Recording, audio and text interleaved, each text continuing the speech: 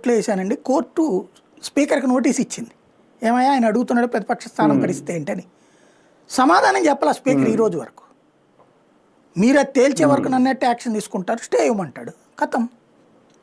Court కూడా తేల్చాలి కదా. ఇప్పుడు ఇదివరకు అయితే కనుక శాసనసభ వ్యవహారాలు కోర్టులు జోక్యం చేసుకునేది కాదు.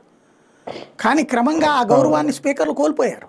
రాజకీయ పార్టీ కార్యకర్తలాగా మాట్లాడుతున్నారు వాళ్ళు, రాజకీయ పార్టీ కార్యకర్తలాగానే పనిచేస్తున్నారు. ఇప్పుడు ఒక ఆయన పేరేంటి, మన అమలాపురం బాలయోగి స్పీకర్గా ఆయన నిష్పక్షపాతంగా చేశాడు.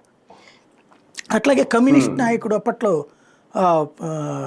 లోక్సభకి స్పీకర్గా చేసినప్పుడు అద్భుతంగా పనిచేసుకొచ్చాడు. బ్యాలెన్సింగ్ చెయ్యాలి స్పీకర్ అంటే.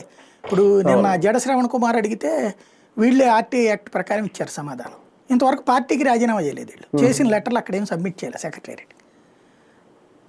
నువ్వు ఇప్పుడు ఆయన ఒకటి విధానంగా చూసుకోండి, సాక్ష్యంగా మన వెంకయ్యనాయుడు గారు ఉపరాష్ట్రపతి అయ్యాక వెంటనే పార్టీకి రాజీనామా చేశాడే, ఎన్నికల్లో పోటీ చేసేటప్పుడే చేసి ఆ తర్వాత ఆయన వాటికి కూడా మళ్ళీ పార్టీలోకి వెళ్ళలేదే, వెనక్కి సభ్యత్వం తీసుకోలేదే.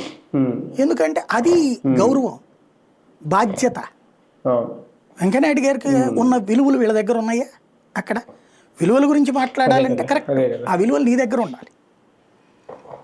మేము చెప్పేటప్పుడు విలువల గురించి చెప్తాం, కానీ మా దగ్గర ఆ విలువలు ఉండవు అనుకుంటే ఏముంటది? ఎథిక్స్ ఎదుటివారిగా గారు మనకు లేవనుకుందా? విలువలు ఉన్నోడు విలువల గురించి మాట్లాడాలి, బాగుంటుంది అప్పుడు. అదే కదా.